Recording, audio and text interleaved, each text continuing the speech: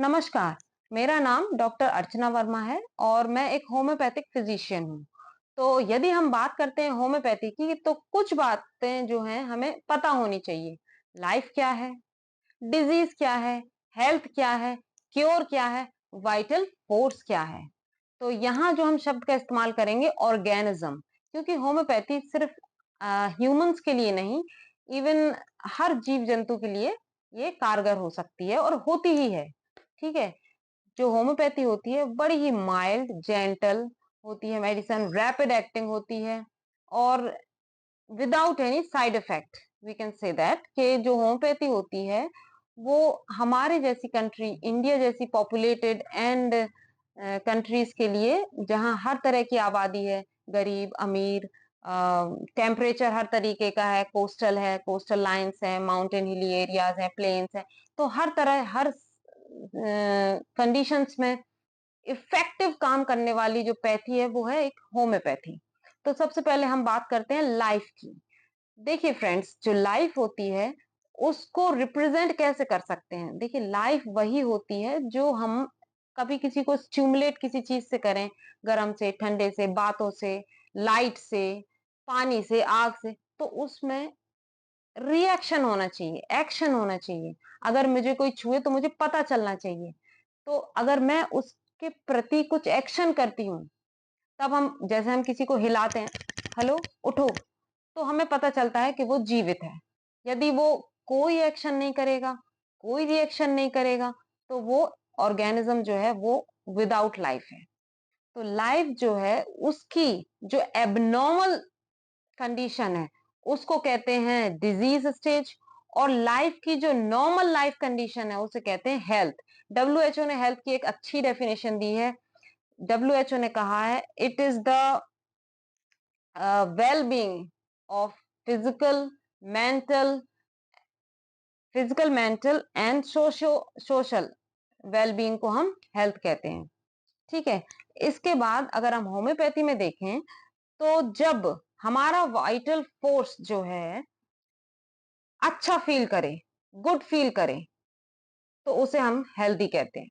एक होती है डिजीज स्टेज जो है एबनॉर्मल हेल्थ स्टेज, जब हम जो है सोशियो इकोनॉमिकल और मेंटली वीक हों, कुछ कुछ डीअरेंजमेंट्स हों या कुछ डिस्टरबेंस हो, तो उसे डिजीज कहते हैं। और होम्योपैथी में हम कहेंगे कि जब हमारा वाइटल फोर्स, जो कि एक डायनामिक फोर्स है, किसी डायनामिक एनर्जी से ही डीअरेंज हो जाए, अपने पाथ से भटक जाए। ठीक है। अब हम जैसे बात करें क्योर की, तो क्योर वर्ड हम यूज करते हैं होम्योपैथी में जब हम किसी चीज को उस ऑर्गेनिज्म की बॉडी से उस डिजीज पार्ट को बिल्कुल हटा दें, तो उसको कहते हैं क्योर, और उसे एक नॉर्मल हेल्दी लाइफ में ले आए, तो उसको कहते हैं क्योर। होम्योपैथी में जो क्योर होता है वो रैपिड होता है, यानी तुरंत होता है, जेंटल होता है, यानी कि बड़े ही नम्रता से, और परमानेंट होता है। दैट मीन्स अब इसको ये डिजीज पूरी तरह से खत्म हो गई है इसकी बॉडी में। Removal of the disease in is whole extent. ठीक है।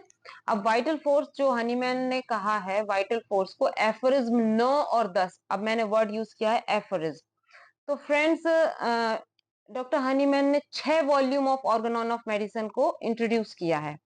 जब तक वो जीवित रहे उन्होंने 5 वॉल्यूम निकाले, 5 एडिशन कहना चाहिए। और छठवां एडिशन जब आया, जब उनकी डेथ हो चुकी थी, उसके भी कई सालों बाद। तो उनमें जो पहले किताबों को लिखा जाता था वो दोहों के रूप में लिखा जाता था, उसी तरह से उसको हम कह सकते हैं एफोरिज्म के फॉर्म्स में लिखा जाता है।